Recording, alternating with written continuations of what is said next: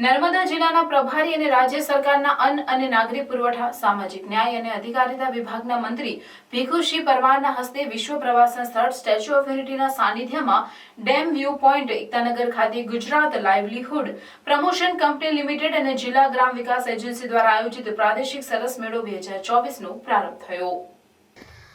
કાર્યક્રમમાં અતિથિ વિશેષ તરીકે જિલ્લા પંચાયતના પ્રમુખ ભીમસિંહભાઈ તડવી અને નાંદોદના ધારાસભ્ય ડોક્ટર દર્શનાબેન દેશમુખ ઉપસ્થિત રહ્યા હતા। આ મેળો આગામી તારીખ 5મી જાન્યુઆરી 2025 સુધી ચાલશે। ગુજરાતભરના અલગ અલગ જિલ્લાઓમાંથી 55 સ્વસહાય જૂથોની 100 જેટલી બહેનો દ્વારા સ્ટોલ અને હાથે બનાવેલી ચીજવસ્તુઓનું પ્રદર્શન કમ વેચાણ કરવામાં આવશે। મંત્રી સહિત અન્ય મહાનુભાવોના હસ્તે સરસ મેળાને રિબિન કાપીને ખુલ્લો મુકાયો હતો।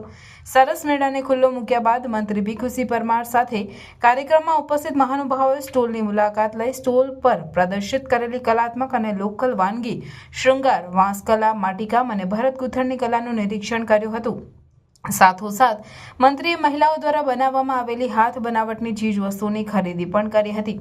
Gujarat livelihood promotion company limited દ્વારા આ સરસ મેળાનું આયોજન કરવામાં આવ્યું છે। આત્મનિર્ભર ભારતના સ્વપ્નને સાકાર કરવા આ મેળાઓ ઉપયોગી બની રહેશે। વોકલ ફોર લોકલ પ્રોડક્ટ અને પ્રવૃત્તિને પણ વેગ મળશે। વિશ્વ પ્રવાસન સ્થળ સ્ટેચ્યુ ઓફ યુનિટીના પ્રવાસે આવતા પ્રવાસીઓને પણ આ મેળો જોવાનો તેમજ અવનવી વસ્તુ ખરીદવાનો લાભ મળી રહેશે।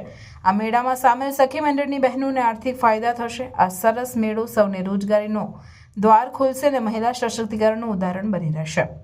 આ પ્રાદેશિક સરસ મેળામાં ગુજરાતના 33 જિલ્લાના જુદા જુદા ગામના કુલ 55 સ્વસહાય જૂથના બહેનો તેમજ જુદા જુદા કારીગરો દ્વારા કલાત્મક ચીજ વસ્તુઓના વેચાણથી આજીવિકાની ઉત્તમ તક પૂરી પાડવા અને ગ્રાહકોને અવનવી વસ્તુ ખરીદવાની ઉત્તમ તક મળી રહેશે। જેમાં હેન્ડલૂમ, હેન્ડીક્રાફ્ટ, વાંસની બનાવટ, ગૃહ સુશોભન માટેની વસ્તુઓ, જૂટની બનાવટ, જ્વેલરીની બનાવટ, વણાટકામની વસ્તુઓ, ડ્રેસ મટીરિયલ, સાડી, બાંધણીના દુપટ્ટા, દોરી વર્કની બનાવટ, ઓર્ગેનિક સાબુ, શેમ્પૂ, સિઝનેબલ મસાલા અને અથાણા, ફૂડ પ્રોડક્ટ, મધની બનાવટ, ખાસ દક્ષિણ ગુજરાતના જિલ્લાઓમાં થતા મિલેટ્સ પ્રોડક્ટ, ઓર્ગેનિક લાલ ચોખા, મોરિયું, હળદર, નાગલી જેવી ચીજ વસ્તુઓનું બહેનો દ્વારા સીધું જ વેચાણ આ મેળામાં કરવામાં આવે છે।